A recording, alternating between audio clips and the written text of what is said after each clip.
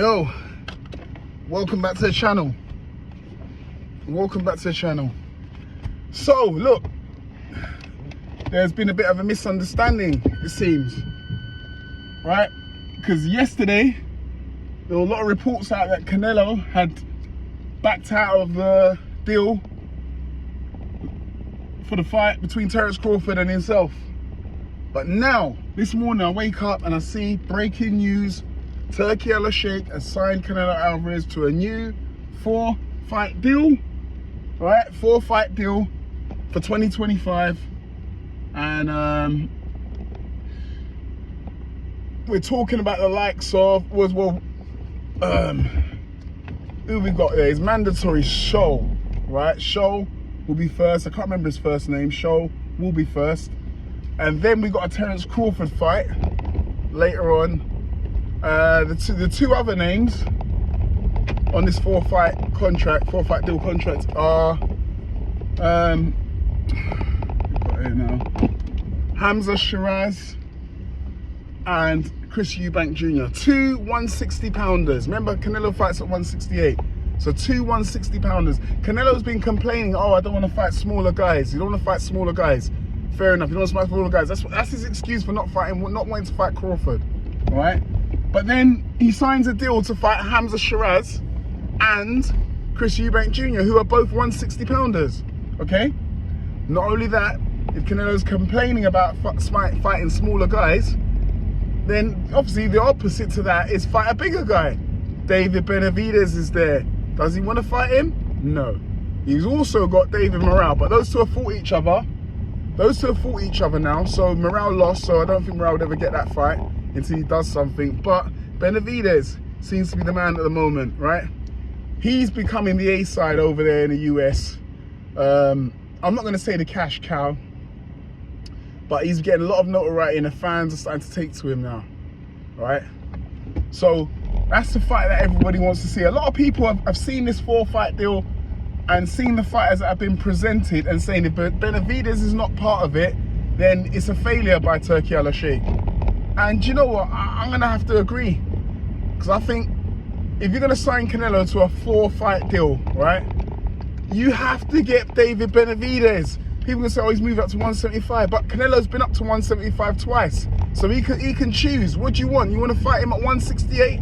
Or you want to fight him at 175? Right? You're considered the A-side, right?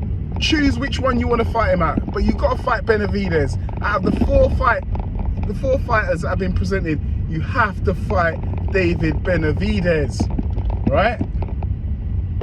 Benavidez.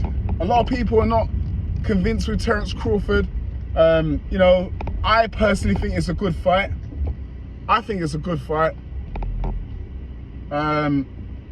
People think it's going to be a mismatch. I disagree. I think Terence Crawford's got a great chance of winning that fight.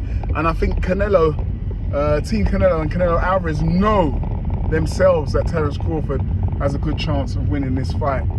A much better chance than Jermell Charlo did. I guarantee you that. You know, well, I'm just putting my integrity as a sports analyst, not even just boxing, sports analyst. There's other sports that analyze as well. Okay, so Terence Crawford versus Canelo seems like it's on the cards now. Seems like it's official now. It's gonna happen.